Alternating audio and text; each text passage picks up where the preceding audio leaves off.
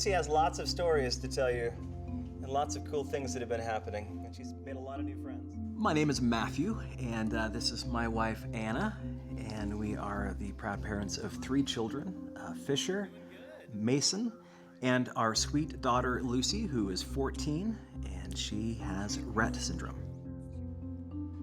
Lucy as a teenager is amazing. She enjoys certain music and books and eating out. She's precocious sometimes, and she also can cop just a little bit of attitude every once in a while. She's every bit a teenager, just a teenager with Rett. You ready to ski this year? Uh-huh. Mm-hmm. Yep. Here's Lucy. What? So good, so good! We were taught very early on something called an enriched environment.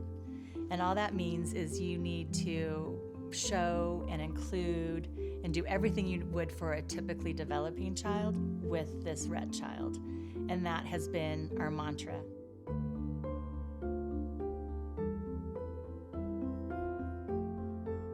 Lucy's brothers are mountain climbers and, river runners and surfers. Lucy's done some version of all of those things.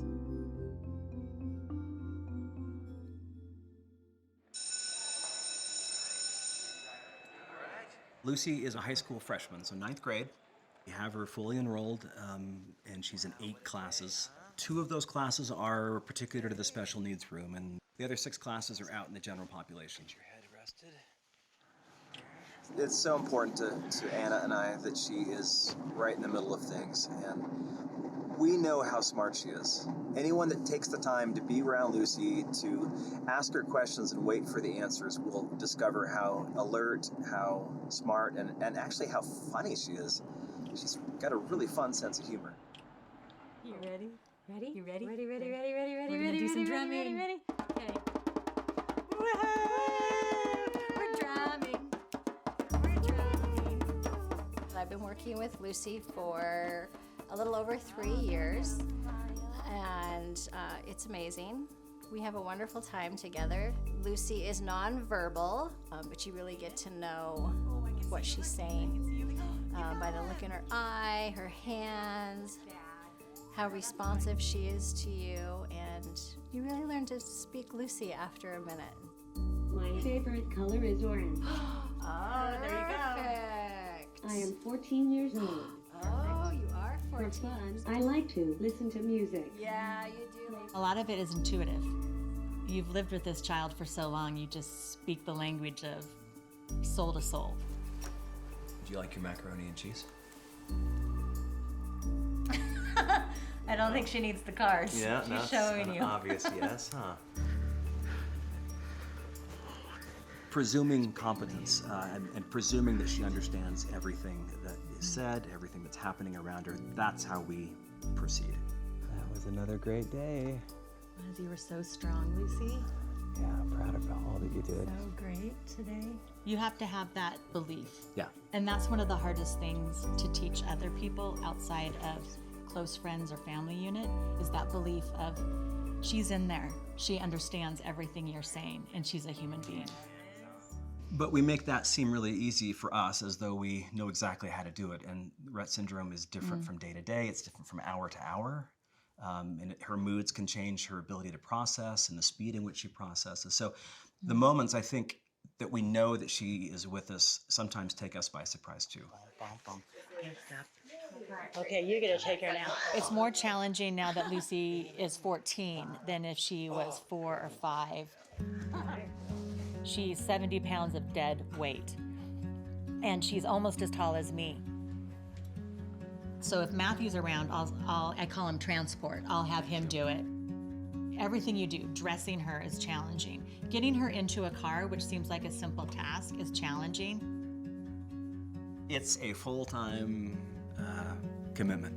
I don't want to sugarcoat it. It's Rett, and there's so much that's out of your control, and it changes from moment to moment. It's a juggling act because there's so many things that you have to look at and do. Lucy does not walk. and has never really walked. Because she's not walking, her legs begin to have contractures. That's creating problems with her back. Scoliosis has suddenly reared its head for us, and that has been difficult. We've been fighting that, trying to hold it off. I'm gonna go a little faster to start. One of the therapies that we do with Lucy, we call robot legs, and it's an exoskeleton, There you go. and it helps her body remember how to walk. That's you right there, sweetie. When she first came in, she was taking about like 60 steps in her gait trainer over 45 minutes. After doing the robot, that has improved tremendously. Lucy, you've walked almost 1,400 feet. I love it. Oh, so smiley. We counted the number of therapies yearly that she has been doing lately. She had 95 therapy visits away from the home, 120 in the home, and about 120 at school. She spends more time doing therapy than anything else. Yeah. She's such a trooper.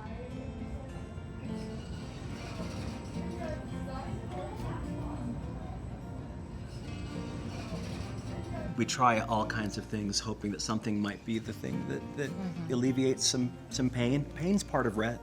Pain's part of Lucy's life. That's really hard when she's in pain and we don't feel like we can do much to help that moment pass.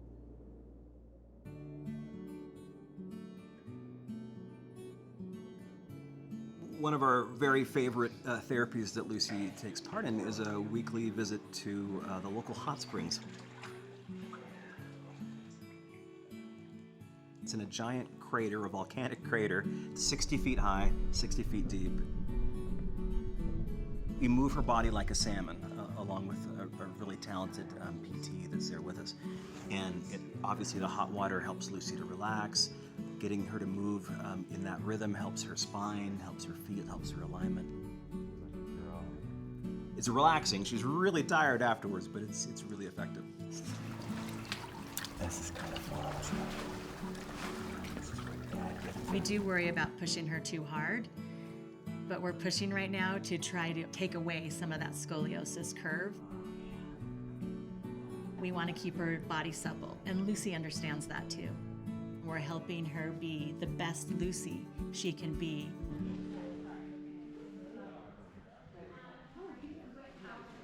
I think it would be surprising for a lot of people to imagine that a girl with Rett syndrome could ever possibly be on a horse and doing maneuvers in an arena. But it is possible. She's very safe. She wears a helmet, and there's people all around her to help monitor the horse. All right, let's try to challenge our core a little bit.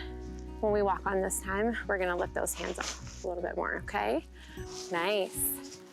Okay, we're gonna raise those arms up a little bit, Lucy. Good. Every ride uses almost every muscle, like hundreds of muscles in her body are being activated, and she's reacting as the horse moves this way, she goes that way. And it's spontaneous, which is hard for girls with Rett syndrome, to be spontaneous with their bodies, but this, for some reason, causes her to react. It's pretty cool. But she always comes away happy, and I think calm a little bit too. Yeah. There's a smile. Every time we come and see her do things like this, our world is opened up of what's possible. And we don't know what comes next, or we don't know how her body will change. We're fighting things right now. She's fighting things right now and trying to do whatever her body allows, but her spirit is limitless. Yeah. And she finds joy in very straightforward, sometimes very simple things. And because she feels that, then we feel it too.